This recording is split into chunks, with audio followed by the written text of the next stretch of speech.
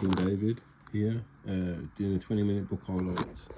We're in this book again, The Secret History of Human Resets, the Great Mud Flood of 1834, the 1587 Plasma Event, the Biblical Flood, and Other Historical Reset Theories series by Donnie Davis. Quick one, because I've got other things to do. Very busy man. Religious and military schools for elite children. Mud flood theorists believe society is purposely divided and stratified between classes.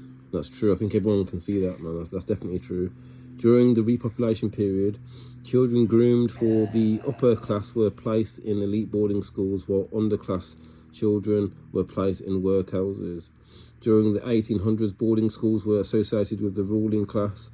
Religious boarding schools, especially Jesuit ones, prepared future students for careers in diplomacy.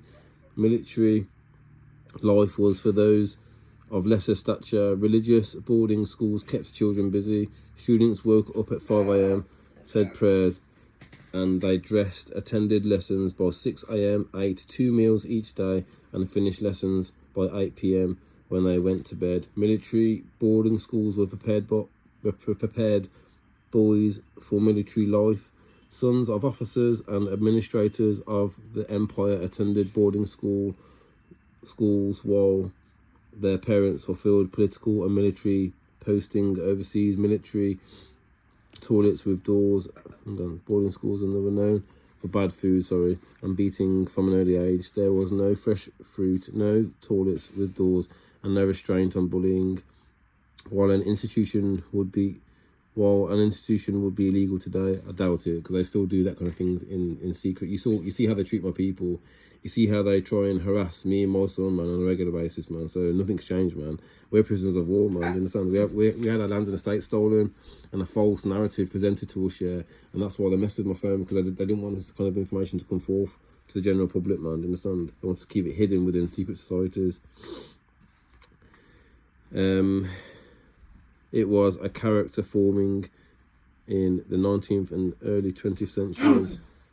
There's a picture. During the 19th century, the United States Military Academy and West Point were allegedly responsible for the construction of the bulk of the nation's earliest waterways, infrastructure, harbours, the Washington Monument, and surveys for the future transcontinental railroads, the greatest engineering feat in the history of the Panama Canal, completed in 1914 under the direction of Colonel George W. Can't pronounce that word for me, please. Dyslexic, ADHD, autistic. Class of 1880. An army engineer, of course. Mud flood theorists believe that the previous, I believe that as well, civilization was responsible for these engineering feats, and the West Point grads simply took credit for them, like they do in this society today. They're lying to you people, man. During the Mexican and, can't pronounce that, if you could pronounce that for me, please, people. Indian Wars, West Point graduates also dominate the highest ranks in both the Federal and Confederate armies during the Civil War. All these wars in history, and really there was secret wars that they were fighting, man. You understand? They were pushing off our lands and that, man. You understand? So I sort of show you, like, people, man, like, that there is a divide in society, man, and there are two separate educations being taught. There's the truth in the private schools, and then you get the mainstream schools, who get taught indoctrination, okay? So the elites and their kids, man, get told the truth, man, you understand? So they can control the future kids growing up, man, you understand? Like, with lies.